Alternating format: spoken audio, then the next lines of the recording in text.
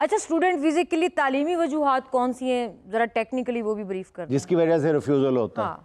इसमें ज़्यादातर हम ये कोशिश कर रहे हैं, देखें अब हम पाकिस्तानी हैं, हमारा जो है वो इंग्लिश हम इतनी फ्लुएंटली नहीं बोलते हैं, तो हमें जब हमने बाहर किसी भी कंट्री में अगर अप्लाई करना होता है वीज़ा, उसके लिए हमें जो है वो इंग्लिश टेस्ट कोई ना कोई रिक्वायर्ड होता है या हमें आइल्स रिक्वायर्ड होता है।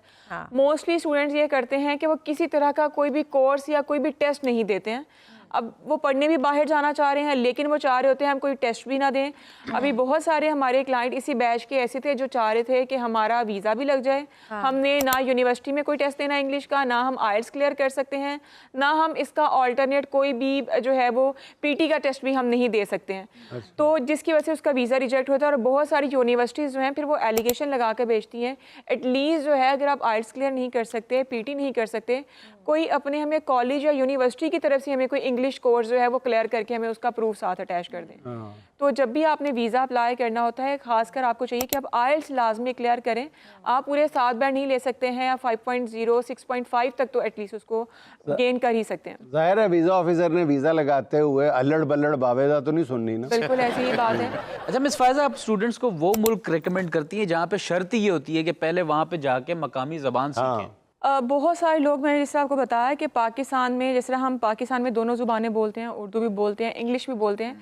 इंग्लिश कोर्स उनके लिए क्लियर करना बहुत ही मुश्किल होता है। तो बाकी उनके कोई जैसे जर्मनी में जर्मन लैंग्वेज है, इटली में इटालियन, और साउथ कोरिया में उनकी ज़ुबान। तो इस तरह की जो कंट्रीज़ होते हैं, एक तो लोग खुद ही उनको अवॉइड कर रहे होते हैं, दूसरा हम भी इनको रेकमेंड नहीं करते हैं कि पहले आपने या वहाँ कोर्स सीखना है। और कुछ यूनिवर्सिटीज़ होती हैं, उन्होंने पहले से ही ये आपका क्राइटेरिया एक मेंटेन करना होता है कि आपने यहाँ से ही उनकी जो है लैंग्वेज कोर्स करना है, उसमें इतने आपने नंबर्स लेने हैं, इतने आपके बैंड्स होने चाहिए, फिर उसके बाद ही आपका आगे जो इंटरव्यू है वो सिक्योर होकर आपको ऑफर लेटर मिलेगा। अच्छा फायजा, ये बताएं कि नौजवान जब स्टूडेंट वीज़ा अप्लाई करते हैं तो उसमें सबसे बड़ी कौन सी गलती करते हैं जिसकी वजह से उनको नाकामी का मुंह देखना पड़ता है? सबसे बड़ी जो गलती करते हैं, एक तो हम कोर्स सेलेक्ट करते हुए बहुत बड़ी गलती करते हैं। सही। अब हमने रिसेंटली एप्लीकेशंस करवाई थी फरवरी इनटेक के लिए। उसमें क्या हुआ, आपने अगर बैचलर्स किया हुआ है आईटी में, बच्चा आगे से कोशिश कर रहा होता है कि मैं आगे मास्टर्स अप्लाई करूं मैनेजमेंट में, बिजनेस में। जब आपकी एक फील्ड नहीं होती, जब आप उसके ऑपोजिट जाके कोर्सेज सेलेक्ट करते हैं, तो वो बहुत बड़ी एक आपकी मिस्टेक होती है, जिसकी वजह से आपको डायरेक्ट यूनिवर्सिटी रिफ्यूज़ कर देती है। सही।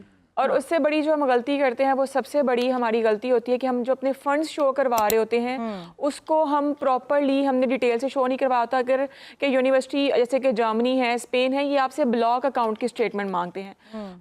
ब्लॉक अकाउंट वो होता है कि जिसमें आपने यूनिवर्सिटी को अपने पूरे सेमेस्टर की फीस शो करवानी होती है, अपने वहाँ रहने के एक्सपेंसेस शो करवाने होते हैं। हम ब्लॉक अकाउंट नहीं देते हैं, हम जो है अपने प्रॉपर जो करंट रनिंग अकाउंट्स होते हैं हम उनको शो करवा देते हैं। अब इसमें थोड़ा सा फ़र्क ये है कि अब लोगों को लगेगा कि ब्लॉक अकाउंट शायद कोई बैंक की तरफ से नया अकाउंट ओपन होता है तो उसको ब्लॉक अकाउंट कहते हैं। ब्लॉक अकाउंट बेसिकली होता है जो सिर्फ आपने अपनी यूनिवर्सिटी के लिए ओपन करवाया होता है।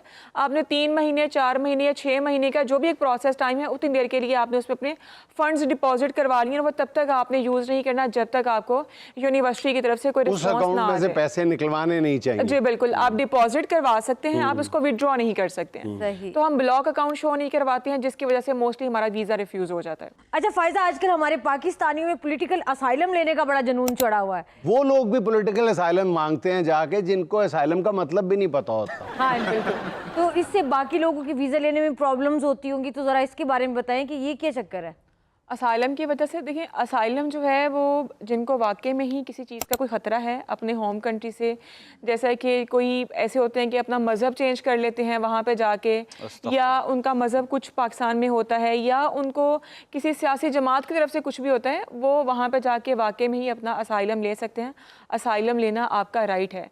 लेकिन अब जिस तरह बरतानिया में 10,000 स्टूडेंट्स ने असाइलम लिया, अब 10,000 के 10,000 का तो कोई मसला नहीं हो सकता। डेफिनेटली ये वो लोग हैं जिनकी वजह से बाकी जो जेन्युइन ट्रैवलर्स होते हैं, जेन्युइन स्टूडेंट्स होते हैं, उनको भी प्रॉब्लम होता है वीज़ा लेने के लिए, क्योंकि फिर वीज़ा ऑफिसर की नज़र में हो जाएगा कि इन्होंने भी आके इसी तरह का कोई ना कोई इलीगल एक्ट कर लिया।